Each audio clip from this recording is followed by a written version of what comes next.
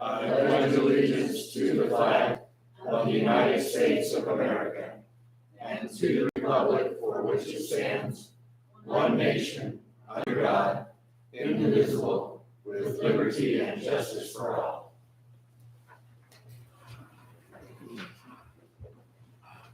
Heavenly Father, we're thankful that we can gather here this evening. We ask that you would come alongside us, help us to make wise and prudent decisions as we discuss the budget and other items on our agenda this evening. Help us to do your will. Help us to benefit the citizens, residents of Tokerville. Help us to benefit the city. We're thankful for our staff. We're thankful for our city officers, the council, the mayor. I ask that you would bless us all. We're thankful for the residents that are here and that are watching on YouTube. I ask that you bless them. We ask for open and honest conversation this evening. Help us to listen and hear each other's ideas and opinions. We ask this all in your Son, our Lord and Savior, Jesus Christ. Amen. Amen. Thank you, Todd. Thank you, Joey. We're moving on to approval of the agenda, the order of the agenda. Is everybody okay with the agenda the way it stands? Yeah, I'll make a motion to approve the order. Second. I have a motion and a second. All in favor? Aye. Any declarations of disclosure we need to make for this evening, conflicts of interest? All right, we're going to move on to consent agenda. So we have meeting minutes from June 7th and June 13th to be approved, and then city expenditures for May 2023. I didn't see the city expenditures in there. Yeah, there were no. Oh, that's right. That's right. That's what you told me earlier, that we didn't get those in there, so we will approve those later. We're going to go through that other budget tonight anyway, so. All right, how about minutes? You guys look at the minutes, everything look good? I would move that we go ahead and approve the minutes for June 13th. Oh, I'm sorry, June 7th, excuse me. And the 13th. That was a special, and the Yeah. 13th. Okay, perfect. I have Second. a motion and a second. Any discussion? All in favor? Aye. All right. So we have a presentation. Is Candace? She's on Zoom. Oh, perfect. There she is. Yeah. So go ahead, Afton. Yeah, so we're going to go over a couple of things tonight. We're going to do a presentation for the fiscal year 2024 annual budget. And then we are also going to be discussing, we're going to do 2 public hearings, and then we're going to discuss amending the 2023 and the 2024. Before, I'll just introduce Candace. Most people know her. She is our accounting assistant. She is a partner at Hinton Burdick, and she helps us prepare for, she reconciles our statements and helps us prepare for our yearly audit. So as we present this budget, it's very conservative compared to what we've been doing. We've gone through the budget. We've worked on it as city staff, both me, obviously, as city manager, Ruth Evans as the city treasurer. We've worked on it with Candace Tibbetts, and then we've also included feedback that we got from our auditors that prepare our annual financial statements. And most of their input came in adding categories, getting a little bit more clear definition on dividing out benefits versus, retirement versus insurance and things like that. And then in Fund 41 for the bypass, we spent a long time with them breaking that down, making sure that we had that all in line, since that's a really major project. So we've done that. Prepared the budget. We feel like we have we have underestimated some of our revenue and tried to overestimate some of our expenses, just to make sure that we're on track and that it's a very conservative budget.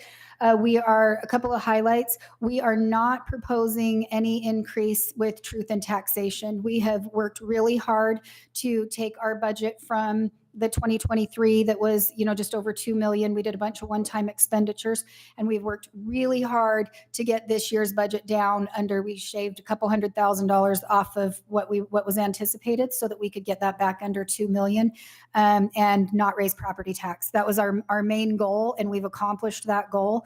And so that's where we are with the budget. With that, Candace, are you ready to present? Candace is on vacation and she's Zooming in, so we appreciate her doing that. She's up in Idaho, right? Idaho? I think. I'm in Park City, but yep, Oh, I'm Park having, City. Close I'm enough. having fun with you first Yeah. and then here, so. Yeah, so if you want to take it from here, Daisy, do you want to pull up the proposed? And I've had the process, so. So while she pulls that up, our revenues this year and expenses are budgeted for 2024 at 1.9. And so 1.979. So we're under that 2 million. For 2023, our budget is 2.2. And some of the big changes are with ARPA funds. So we had $100,000 of ARPA funds in 2023, and we will not be having that again for 2024. But we've already made all the infrastructure improvements that we need to with those funds. So we're adjusting those projects accordingly. So with what's up here, you can see that we don't expect much change in our tax base for 2024 from 2023. And so that's our way of being very conservative.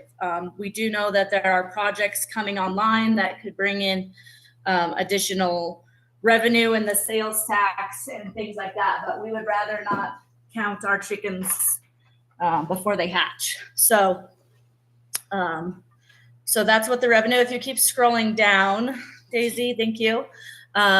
Again, same with our license and permits, we're staying pretty consistent. So as we see that come to fruition, you may see amended budgets in the future, but we don't want to count those chickens. Charges for services, the biggest difference here is just a developer reimbursement. And so you'll see a corresponding expenses in areas like legal, engineering, and things like that, that those are what they're going to be reimbursed for. So if those expenses don't happen, this reimbursement doesn't happen. But so they're kind of hand in hand. Our interest, we have some pretty significant bank balances, but we are using funds. So we have less funds coming into 24. So we don't expect as much interest. If you want to keep going, this miscellaneous section is usually just the one-offs, and we're not expecting any extraordinary items for 24. So there's where you can see the 1.9 in total revenue. And so the appropriation of funds there, which is $169,000, that is use of fund balance from prior year. So if we go to our audit, which was at the end of fiscal year 22, so June of 22, our unassigned fund balance in the general fund was $925,000. In 2023, we're expecting to use 315 of that. And then we're expecting to use about 170 for 2024. So that's where we talk about cutting things back. So we're not always digging into that fund balance. In the expense section, rather than being conservative, we want to, I won't say rather than be, we want to be as mindful as we can about spending. And one of the most important things at Toquerville is our people, and having capacity, but also keeping people and giving them opportunities to hit their pay level increases. So our wages are a big boost here. And this is really if everybody hits all the benchmarks they could for promotions and incentives with the pay scale that is in place.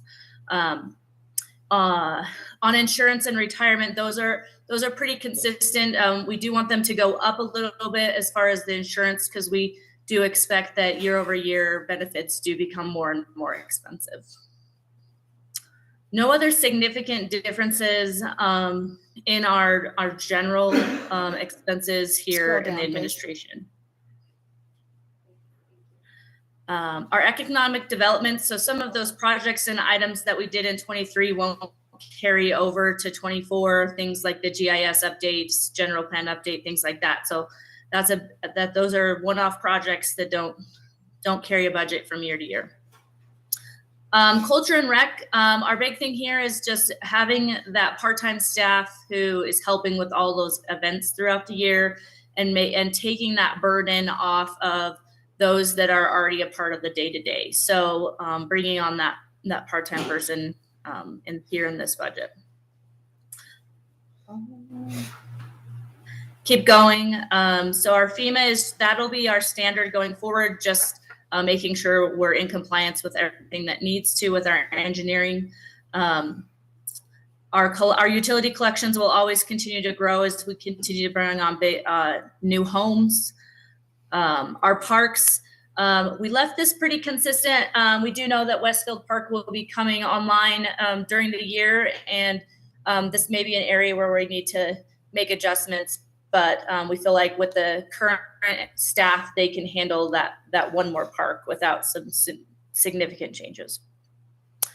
Our cemetery, we don't have any changes or big expectation differences there, so that's pretty consistent.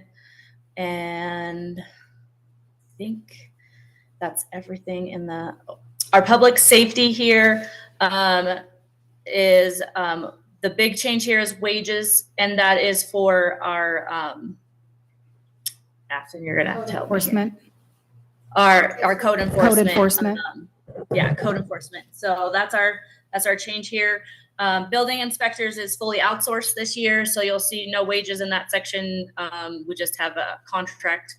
And then our ARPA, you can see, is not there. So in the streets department, we continue to try to get projects done and keep repairs up and going throughout the year. So we do our debt service will be the same. We have just the one loan that we do pay on year over year. So that's the general fund. And then Candace, just before we move on, just a couple of things that I wanted to point out. When you look at town hall, that town hall now has zeros across the board. That's because we took those and we rolled them into parks. Previously, town hall was its own category, and we rolled it into parks and just into general administration for the rest of it. So that's where that is. Another thing that I wanted to point out is that on a lot of these where you'll see increases, we've put the uniform fee schedule in front of council multiple times. We're constantly amending that fee schedule and updating that. And the reason why is as we take in applications from developers, we are looking at what it is costing the staff, what is costing the city and staff time, and we're increasing the cost of the application in order to cover that for both legal or engineering review or floodplain review or staff time to review those applications. And so that's by increasing the fees on our uniform fee schedule for, if a developer's developing or, they pay for that. And so that's what's making it so that we are able to pay some of these higher fees to, and pay our staff and things without raising property tax. We're offsetting that by upping the fees on the fee schedule for those who are developing in Tokerville. We're just requiring them to pay higher application fees that actually cover staff time. So that's one thing I wanted to point out on there. And then I think that was I think those were the only two that I wanted to point out. And so, and then public safety was staying the same after meeting with them. So that's what I wanted to talk about, but that's it. So moving on to Fund 40 days. Thanks. So Fund 40 is your capital projects fund. So this includes parks, roads or streets, and storm drain. Here is where we show that we're being conservative on the number of building permits that will be issued and the impacts that will be paid. So you'll see that it mimics 2022's actual and with what we're seeing with construction, where we're being conservative there. So we do have two items in here. The Westfield Park project, we have a budget into that because that project has begun, but it will continue into fiscal year 24. And we do have the appropriate impacts already in place to fund that project. Afton, you want to speak to the street project? I don't recall the name of Streets that project is we took through council. One streets project has already been through council, and that's a sole source contract with Holbrook Asphalt. The repair that went through council, the map that we've all seen, and it went through there. And so that's accounting for that. And then it's accounting for some other streets projects. We got some work to do on Ash Creek and Pecan, and then we've got some work to do down on Choya. And so that's what we've assigned so far. So Awesome. So moving on to Fund 41, which is our bypass road.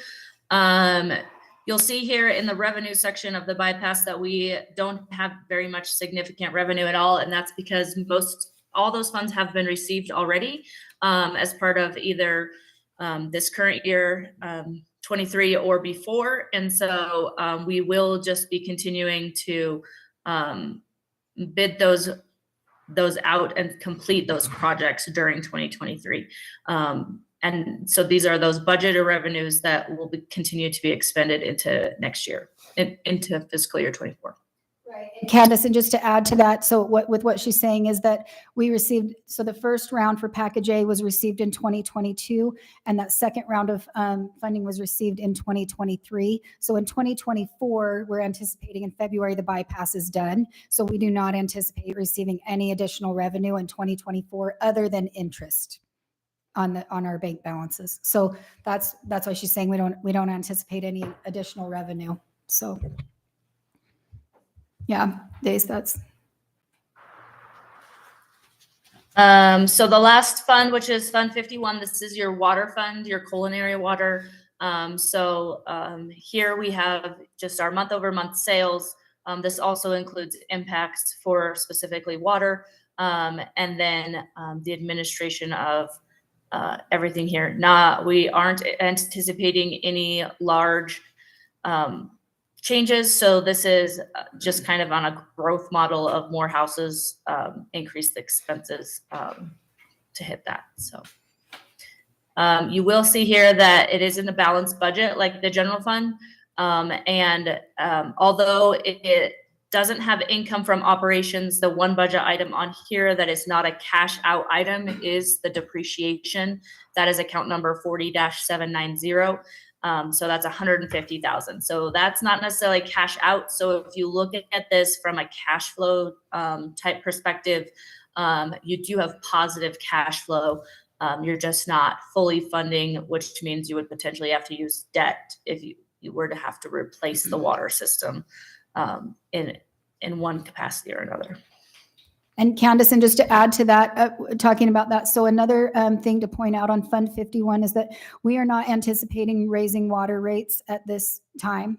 And what we're doing is we're actually looking at two different Water Smart grants that will offset the cost of that depreciation, so that will not have to come out of cash in Fund 51. It will just come from a grant that would fund in August, roughly August. So that's one thing that we wanted to point out too, is that not only we're not proposing property tax at this time, we're also not proposing an increase in water rates. So we haven't proposed any increases to residents across any of these funds. So. So our last page is just our cemetery fund. This is our perpetual care fund. The purpose of this one is it's a really small fund, and it just goes towards the general upkeep. And once you build your principal base on this, the interest is supposed to help pay for a lot of that maintenance. So we did do some maintenance in 23, which is why it had a budget, but we're not expecting anything in 24. So kind of just a part of compliance, but not much spending going here. That is my presentation on 24. Is now the time for questions, Afton? Yeah, the mayor will open up the public forum. So if you just want to stay on for just a minute, Candace. Well, and then we've got two public hearings, and then we have two budget line items on. So, yeah. Okay, we are going to move into our public forum. Our first hearing is public input is sought on resolution 2023, a resolution amending fiscal year 2022-2023 budget. So this is our budget to remain for the remainder of this month. So starts in July 1 of 22 and goes to June 30 of 23. So we need to amend the budget of what we spent this year and then approve that. And then we're gonna move on from there. So Afton, would you like to go over? Yeah, just if anybody has any, so, so you'll open the public hearing. So if Okay, they so, stand yes. and ask questions, if All they right, have public questions. hearing is open, so if you have any questions, come to the mic, state your name and address. This is for 22-23 budget. All right, nobody online's raising their hand. Okay, we're gonna move on to our public hearing. Item 2, public input is sought on resolution 2023, a resolution to adopt the proposed fiscal year budget 2023-2024 budget. So this is the budget that we just went over with Candace. Does anybody have any comment or want to ask any questions on this?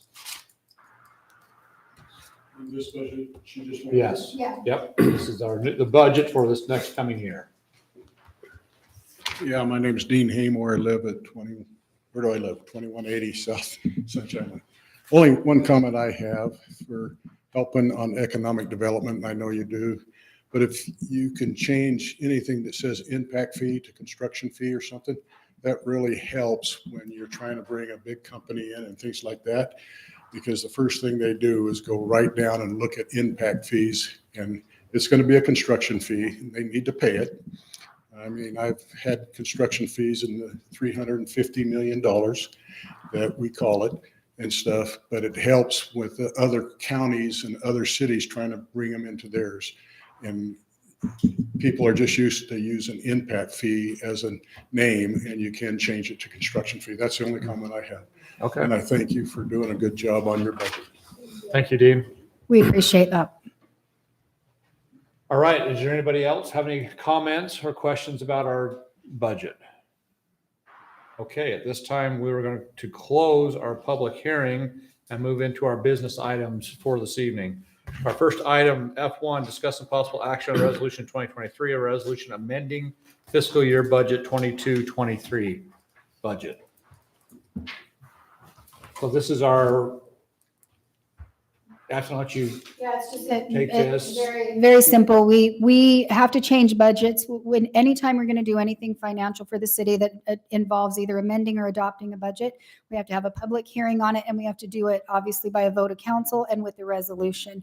And so this resolution is very simple. It's the one we do every single year, but it just says that we had a business meeting. It says when we had it, that it was properly noticed, and then that council made a motion, that it was seconded, and then that it is amended.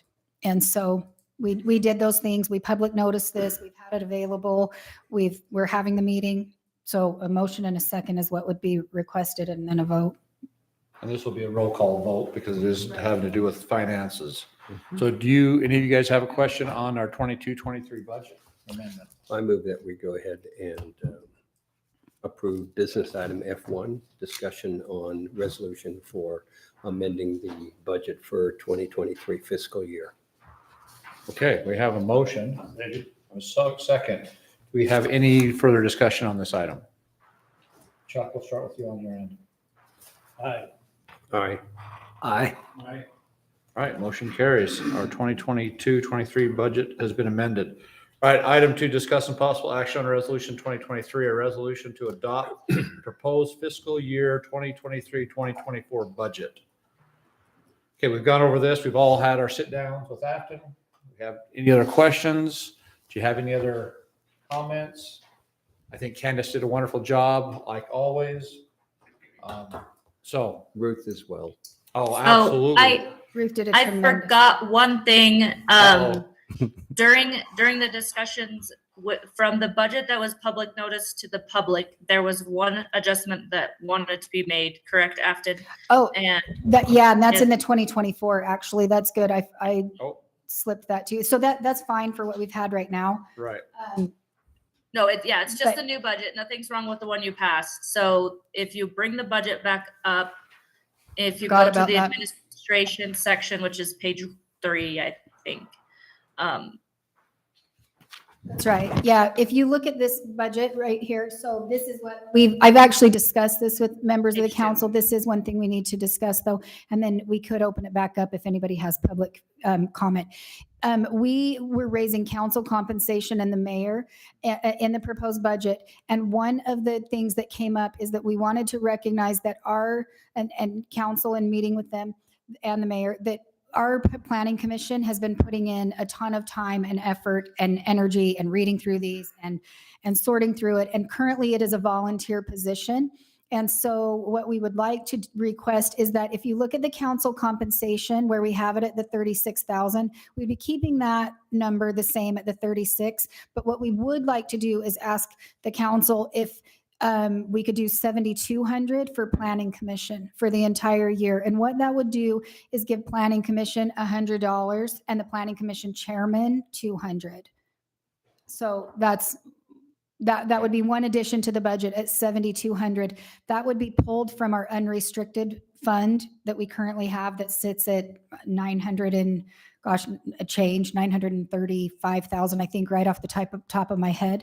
Days, if you scroll down to the unrestricted, scroll real up. quick, let's go back. So that would change that number from this. You've got it at 36,360 now. That would go to 53,500. Yeah, Okay. yeah. I just wanted to just make sure. No, it would Or go we're to gonna- 40. Yeah, this would go up by By 7,200. 7,200. Yeah, I added it. Yeah, 7,200. Yep. Days, if you scroll back up just a little bit, a little more, keep going up to our unrestricted, keep going. It's in, After the Oh, fund it might not be balance isn't listed. on the budget yeah. worksheet, So we but would just from your- pull it from our unrestricted fund balance. Okay. So All right. Anybody want to comment on that from the public? about. Yeah, so what we're talking about is planning commission right now is an all volunteer position. And they haven't asked for this, but it's all volunteer, but they come, to the meetings, they review all the information, they take the time away from their families to come and do it. Right now, it's a volunteer position. So what we're asking is if we could spend $7,200 over the course of the year to pay each of the planning commission members $100 A month. per month. Yep. And then the planning commission chairman, they go not only to planning commission and do those, but they come to different meetings throughout the month at the city. And they also come to city council and attend those meetings. So the planning commission chairman, and they do the coordination. So it would be $7,200 total for the year. And the breakdown of that would be that there are 5 people on planning commission. So the 4 planning commission members would each be paid $100. And the planning commission chairman would be paid $200. They haven't requested this. They don't even know that we were going to present this. This was a request by council that said, hey, maybe we should look at including them in the budget. It's $7,200 a year. So to pay them out. So yeah, are you going to open? it Yeah, up? go ahead, Dean. Just one comment. We need to open it up. Yes, you should. Yeah. I believe that. We paid our planning commissioners $50 a meeting or $75 a meeting, but they had to show up. Yeah. It's just not a flat. Right. If you $100. don't, They have to show yeah, up. it's like our sewer district meeting. If we don't show up to the meeting, we don't get paid to go to the sewer district. So. Yep. so And then I basically- have one comment on trying to raise some more money. You have a lot of these bed and breakfasts, and I hate to shoot these guys in the foot, but have you guys visited with Washington County on the taxes on those homes? Because a lot of them use them as their primary homes and gets a deduction, and they're used as commercial homes, and they should be taxed as a commercial home, the area that they're using for the bed and breakfast. And that's just standard in the tax law. Okay. Just in response to that, because you have to be a resident in town currently to own a B&B, you can't claim 2 primary residences. So most of those B&Bs are all Tax is the secondary. taxed as a secondary. I just right now. wonder So if you guys always send the applications to Washington County so they can pick them up on the taxes on the new with the application. new ordinance, it's something we need to look at It- because they may not be The new required to live ordinance in will the. require yeah. that as soon as. So that's a good point. Thank you for Thank you. bringing that up. Okay, so we have that minor change on the budget. We have any discussion on that? Is that doable? How Dean suggested, paying them? By the meetings? Yeah, Make sure they show up. yeah. Yeah, we could do it that way. I Oh, mean, it could be absolutely. conditioned. You can, you is could that- add yeah. it to that. You could approve that. We're probably, we need to make, at that point, we can state Yeah, that they have. half they have to attend and they have to do. Yeah, this is Todd, we're approving Just a the money. budget that Yeah. sets it aside. Okay. Now we'll have to adopt a resolution Right. setting their compensation. We can set in there that attendance is Okay. required for payment of Okay. stipend. So I can attest to the fact that the planning commission probably spends just as much time as the city council members do. They're doing a great job. Doing a great job. And I just figured that it's probably going to figure out to be about $2 an hour for their time. Yeah. For real. So I've been Wow, impressed. I want to raise. I want to be on the planning commission. Yeah. All right, well, we are looking for a motion on item 2. So moved. All right, we have a motion and a second to adopt our 2023 and 24 budget. Any further discussion on this item? Joey, we'll start on your end. Aye. Aye. All right, motion carries. All right, item 3, discuss and possible action on a conditional use permit application to exceed the maximum height of a secondary structure submitted by Dustin Black located at 932 South Mulberry Drive. Did we do, Oh, we still have to do the resolution on 23, 24. We just did 23. no, right? that was. No, we did both. We've done We did both. both of them. Yeah. Okay, sorry. Okay, need some caffeine. Yeah. All right. Mrs. Black, would you like to come up? Do you want to talk about this? Sure. Riker will go first, though. He's got. Yeah, go ahead, Riker. So yeah, this is a conditional use permit application to exceed the maximum height of a secondary structure. Which is, what's the height on that now? 20, So the maximum permitted height is 18 feet. honestly, okay, From 18 to 35 feet is a conditional use. okay, And they're wanting to go to 22 feet 1 inch. okay. Just a minor note on this, on their conditional use application on the form. There's a part in there that references a home occupation permit, and that's not applicable to this conditional use permit application.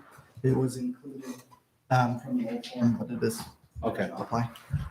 Okay, I saw that on there and I was wondering if, so, Yeah, it's not a home occupation, just building the second building, right?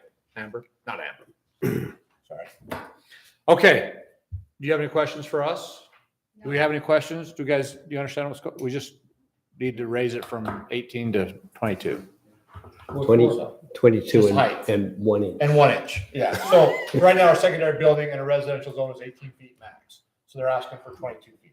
They're adding something to the building. No, they're just making the building taller than our specs say. They want to build an Set- accessory building outback. on their lot, Oh, and and they want to build it taller than 18 feet. Right. Our ordinance contemplates that in residential zones to try to make it such that accessory buildings don't match or mirror or oversize the primary dwelling. They call for a reduced height where you can have Riker in this zone. It's the max the dwelling is For a primary structure? Yeah. it's 35 feet. 35 feet. So what they say is the limitation is 18, but if you want to go above 18 up to 35, you have to come in and get a conditional use permit. You got to show where it is. And I think the planning commission looked at this and the grade and the slope, it won't even feel much. Yeah, It's because really it drops steep, yeah. off a little bit where it's located. Okay, any questions? So the planning commission, what was their recommendation? I don't Was have it- one on here, but It was a unanimous Recommendation for recommendation. to approval. approve. I'll make a motion to approve business item F3. Conditional use permit application. oh, we have a motion and a pair of seconds. Any more discussion on this item? A parasite. Well, Chuck and Todd at the same For time. Daisy's benefit, who made the second? Chuck and Todd, sorry, Daisy. All right, any further discussion? All in favor? Aye. We are approved. Okay, we're done. Thank you. All right, item 4, discuss the possible ordinance 2023, ordinance 2023 XS, modifying Tocqueville City Code, Chapter 7, the cemetery. So Mayor, this ordinance is before you. We've seen this before. We've seen this title before. So the background on this is just that to better maintain the city cemetery, the staff has developed a new cemetery policy, and then we made changes to the existing cemetery code that's found in Title 7, Chapter 7 of the Tocqueville City Code. Staff's provided a draft of those changes. When this came before you before, it was not in ordinance format, so we've reviewed this previously and reviewed the changes, and then we had Attorney Snow put it into ordinance format. So if you want to scroll down, Days, I'm not sure if you're on the red line or the clean, right there, yeah. There is one change that we needed to ask for on this, and it's down in the, let me just read it to you so I just don't make sure that we've got it written down, but I just want to make sure that it's on here. In the cemetery ordinance, so the 4th page, Days, I mean, we'll talk about the difference between burial rights, but I want to bring this up prior to going down through this ordinance. We should have added in under B1. So if you'll keep going down to B1 on here, where it says, from and after January 1st, 1978, the plots sold by the city shall not be further sold, transferred, conveyed, or assigned to any person except back to the city. The request was that it would say transferred, conveyed, or assigned to any person except by the city. That's the wedding reception. It's We 7. just got to add the by. But so that's what they want to say is except by the city. And the reason for that is if the city wants to, assign them back out or the people. So that's a question for legal to weigh in on, but if you want to. That's a good catch. And as we discussed previously when this came before, there has been a change in Utah code, which allows municipalities, and we have converted over. We'd done this previously, but it wasn't as clear in our ordinance, distinguishing the difference between a burial plot, which we used to sell, and burial rights. Now we only sell burial rights. Burial plots can still be owned for right now, but if it can't be sold to anybody else or assigned, city has the right of first refusal to buy it back. We made sure that the language in here was pretty clear. You have the right, you're buying the right to be buried in the cemetery. And you can even pick the location of it, but it's a burial right. It's not a fee title ownership of a plot of land. Plot of land. That's the major difference. This is coming down from the state. This was something the state did. Yeah. Yeah. Yeah, it's just to bring it into compliance. And then the other thing is that we've taken out of the ordinance and put them into policy, things that govern how long you can have your flowers out. Those will all be done by policy, what the hours of the cemetery are going to be. Yeah, certain places in this ordinance where it got into specifics about, like you said, how long flowers can be out, when they'll be removed. We thought, hey, that's pretty detailed to be putting in our cemetery ordinance. Let's just make it reference to the city's cemetery policy, which we've now got set up and created. And so took some, you can see there'll be deletions in here in several places, and it'll just refer to the policy. And that way that policy can just be, amended as needed. Yeah. Yep. So that's. Yeah, it used to say you had to permanently this and removed every quarter and now that's all in policy. Mhm. So just real quick. Yeah. Policy versus ordinance. So I'll say that. So a policy is something that changes, right? And it can be done by staff. Okay. So a policy can be drafted by staff and then it's signed off by the mayor.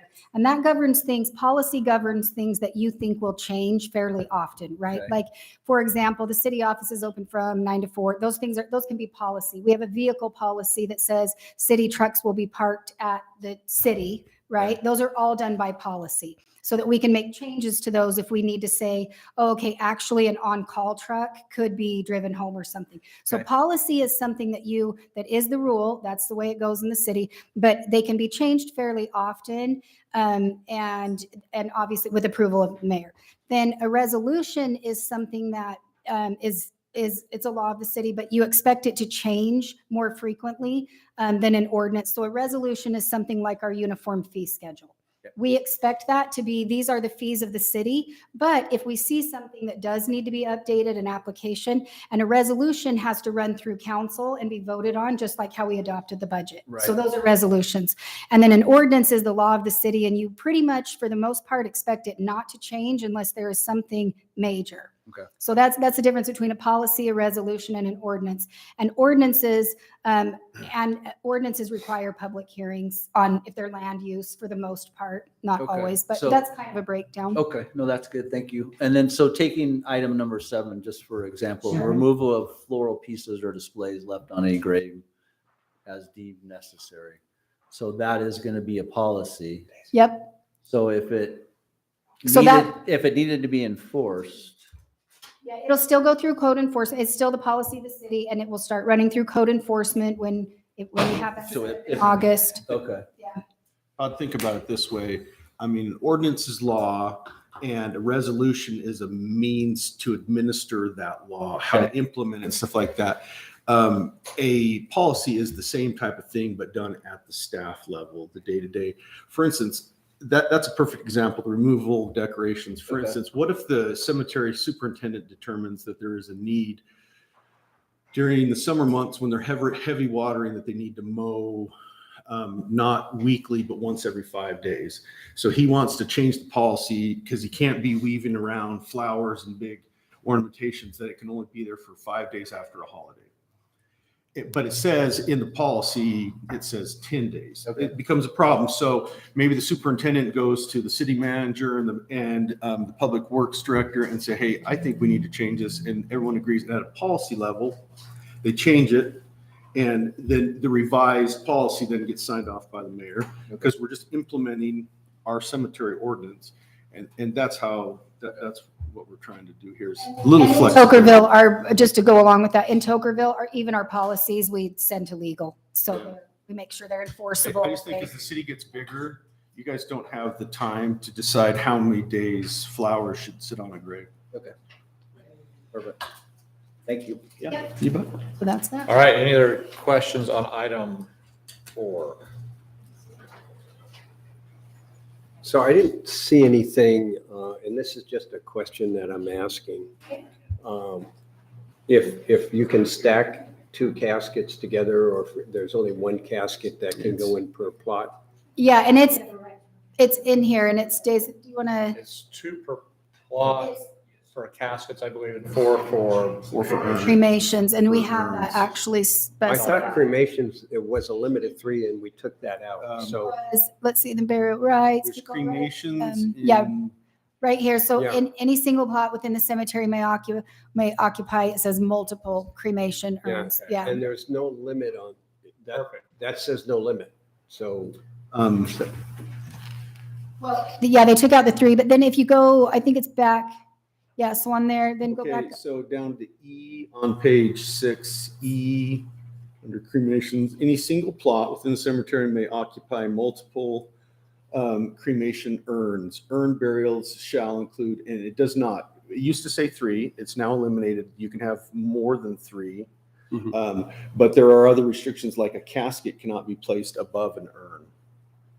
I don't know if I know why that is, but that's a very common policy in most cemeteries. Mhm.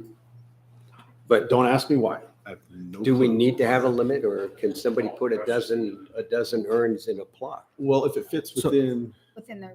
yeah, with it, with, If you look at D under that, under cremains, it references that's also, the urn placement is subject to approval by the cemetery superintendent.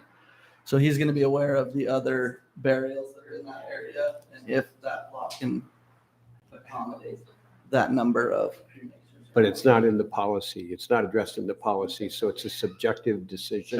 that's a, well, Yeah, it's by the cemetery superintendent, because they're going to know how many others are in there. And we have our cemetery GIS right now, so they're going to be able to tell how many can fit in there. I mean, if you have a big urn, you're going to be able to put fewer in there.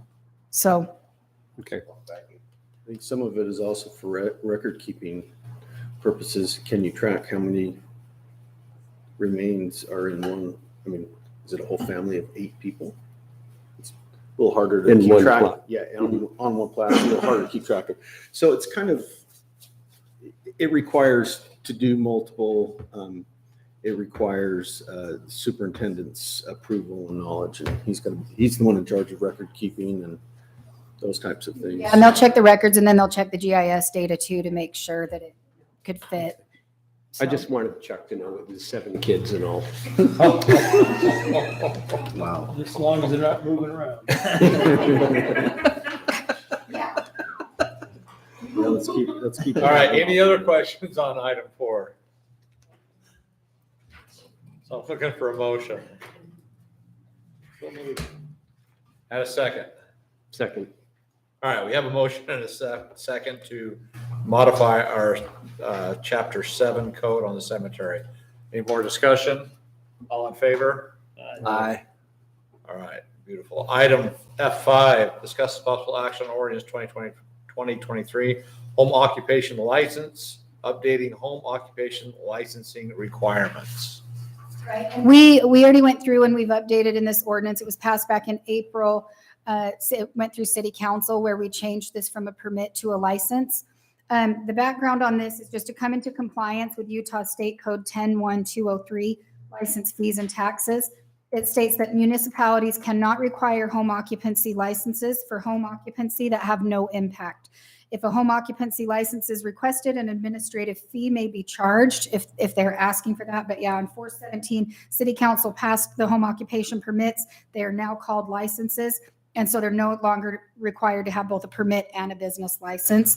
And so basically, this is just to come in to compliance with state code that just says, if there's no outside impact, you can't require them to pay it. That's all done by the state. And then the state sends us a check for what basically saying that a home occupation is licensed through the state, right? So Heath, I don't know if you want to add to that, but that's really what they're saying is if there's no impact, there are no cars, there's no outside. If someone's just sitting in there doing an online business, you can't as a city require them to pay for a license, because they're licensed already through the But state. there is an administrative fee, and someone has to determine whether or not there's impact. So unless and until someone submits an application, it's looked at, reviewed by staff, then the determination of no impact can be made. And so what we're not doing is we're not charging a license fee. We're just charging an administration, like an application type fee for this. The other thing too that's driving this is that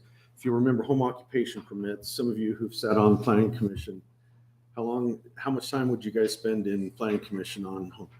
So now it's a license, just like a business license. Business licenses come to staff. It never comes to planning commission. What we've done, we've taken it out of Title 10, which is our land use title, and we've moved it into Title 3, which is the licensing, and like where our business license section is. And so if you'll notice by looking let me pull up the actual ordinance. We're in section or chapter 2 of Title 3. Chapter 1 is business licensing, and chapter 2 is home occupation licensing. It is very similar to what our home occupation, but now you'll see all changes from the references to permits are now called licenses, and how it is approved, like under 3-2-7, it is the city's development staff upon application makes the review and the determination and issues the licenses, not planning commission. So we're bringing it more in line with that type of, because it does require annual renewals and things like that. So. Asking for approval of these changes. Yeah, you guys. All right. Item 5. Don't need a motion. I'll make a motion to approve the business item F5, home occupation license. I'll second I that. have a motion and a second. Any further discussion? All in favor? Aye. All right. All right, item F6. Discuss the possible action our MU20 zone to modify permitted uses.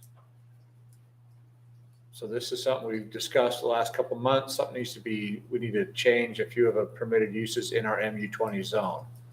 Riker has the background. Perfect. Go ahead, Riker. So, city council directed planning commission to review the uses in the MU20 district to bring them more in line with the purpose in the MU20 district. And so some of the changes that were made, to this zone are changing the title to multiple use MU20 district, consolidating the permitted and conditional uses into a single section titled allowed use table, adding in parentheses after the permitted use for single-family dwellings, adding 1 per 20 acres and removing the S at the end of dwellings. Changing agricultural industry and business uses to agricultural and related uses as a conditional use. Removing commercial kennels. Removing the extraction industry uses. Changing the private park or recreational grounds or facilities for private camp or resort, including accessory or supporting buildings or dwelling complexes which are owned or managed by the recreational facility and under unified control to day use private park or recreational grounds or facilities as a conditional use. Adding RV resorts as not allowed, adding campgrounds as not allowed. Changing residential facility for persons with a disability from conditional to conditional with standards or permits. Adding residential facility for elderly persons as a conditional use. Adding water parks as not allowed. Adding golf course as conditional. Adding other uses similar to the above and judged to be in harmony with the character and intent of the zoning district as conditional. And revising the minimum setbacks to be front 25 feet, side 10 feet, rear 10 feet, 2 stories or less. Are we going to be shifting all of our ordinances to this format instead of how, like with the table format? But planning commission likes that. What you'll see though is that there's a possibility, there was even some movement where a draft of a different multiple use zone was put before the planning commission. They got to a point where they didn't recommend it, but that could easily be a different MU. So you notice this is MU20. There may be a couple of others, and they found that when looking at the Ag 0.5 and the Ag 1 zone, to show the differences is very easy, and they like the readability of seeing it side by side with each other, the use, and then each of the 2 zones and columns. A lot of cities do that. It's really helpful in like residential zones to see the distinguishments. When you've got like 5 different residential zones, put them all down as a column and do that instead of going out and saying, okay, Ag 1, and then you have a list of permitted uses and conditional uses. Then you say Ag 0.5, permitted and conditional. They found that's their preference, and that's what they're recommending that we do. And Yeah. Days, if you'll scroll up, think just so the staff- public can see what we're talking about.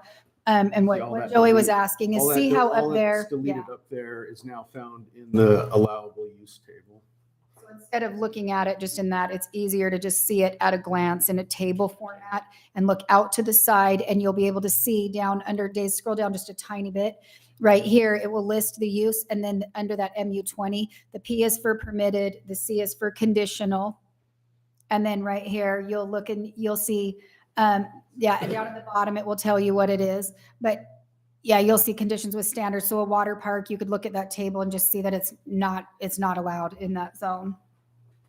We just think that's a lot cleaner for the public to see at a glance of if you're just saying, hey, do you want to see a water park? You don't have to scroll through all the text, glance at the table. You can see if it's allowed, not allowed. So. I think it's cleaner. I think we just need to like focus on the rest of them. Because if we're Yep. gonna have 1 or 2 in this format. And we don't have that many or that many zones right now, you know, there's- we're gonna get more and more, Small, like, so, a whole bunch of stuff. I mean, Yeah.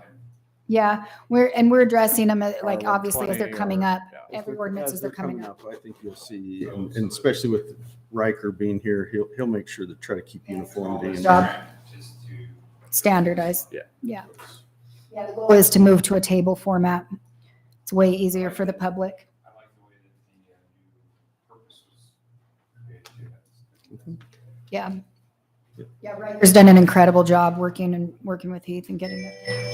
And their recommendation from the planning commission on this one was unanimous also. One nay, and that was Wayne, didn't like the addition of other uses similar to the above and judged to be in harmony with the character intent of the zoning district, which is a fairly standard. I pointed out to him in several of our other zones, that's a way of catching. And I explained to Wayne, I'm like, unless you want to have a use table that's A mile long. 4 pages long to try to catch every possible type of use, that's usually Let city council decide if that is a harmonious. harmony, then you don't have to approve it. All right, I like this. I like the new MU20s, the way they call out certain things, and we got rid of certain things, so. Also thought planning commission made a really good call. If you look down there under the physical restrictions, it said that setbacks were set by conditional use. Think about that concept. If something up here, the use is permitted, but then they would still have to come back just for conditional use permit or conditional use approval on just what the setbacks are. And so they went back and looked, okay, for this type of zone, these sizes of lots, and they just said, put it in. And I thought that was a good catch so that we don't create a whole lot of administrative process. All right, any more discussion? What's the definition of the day use private park or recreational grounds or facility? There's not one. Okay. But and believe me, the planning commission took a fair amount of time discussing that. They felt like by using the precursor of day use, that would make it clear that it's not an overnight use. More like, Okay. So, I mean. I mean, we have campgrounds in here and RV resorts are both defined terms. Right. But, Okay. So it'd be like a city park, but in this case, it's a private park. Okay. like someone's got a fishing pond that people can come and pay and Okay. fish on or something like that. camping, no overnight, no. Okay. All right. Anybody on the council here have a problem with any one of these items on the table? I think they did a great job. I don't. That motion? Sounds like you're making a motion. Sounds like a motion to me. I move that we go ahead and approve business item F6, multiple use 20 MU zone permitted uses. I have a motion and a second. Any further discussion needed? All in favor? Aye. Aye. All right, motion is approved. All right, we are down to our calendar of events. So everyone, don't forget 4th of July. We're gonna have a great parade, we're gonna have a great breakfast, lots of games, lots of booths. It's gonna be awesome. Be better than last year. Last year was amazing, but this year's gonna be even better. We have a rolling car show. Jeff made us some awesome trophies. They're out there on their way out. Look at them. The trophies are great for the car show. We're looking forward to that. Just to remind the city council, we need everybody there to help work. So. And one thing we really want to stress and just make sure that we pass around to the public is that this event is completely free. Yep. So you'll have to get tickets from the ticket booth, but it's completely free. So tell everybody, we had a great turnout last year. We want it to be even bigger. It was so much fun. So, but completely free. So let's make sure we get the word out till the 4th of July. Our Tocqueville neighborhood market was going great. I came down Saturday. It was well attended. We could always use more booths and more people showing up. So remind everybody to come down, buy some cinnamon rolls, buy some whatever we have on sale. The next one of those is on July 15th. And then our 24th of July celebration, let's keep that up. The city is kind of turned that over. While the church runs that, and the city is going to help with that. So we're going to keep announcing the 24th of July program, and they have a parade and everything as well. So we want to make sure that people know about the 24th of July celebration as well. With that, we are done with our open meeting. We do need to go to a closed meeting. Here you go. Gary? I move that we move into a closed session to discuss the strategy sessions, to discuss the purchase, exchange, or lease of real property, including any form of water right or water shares. In addition to that, a discussion of the character, professional competence, or physical or mental health of an individual. Okay, I have a motion. We're going to close meeting on a second. All in favor? Aye. Aye. All right, we'll take a 5-minute recess.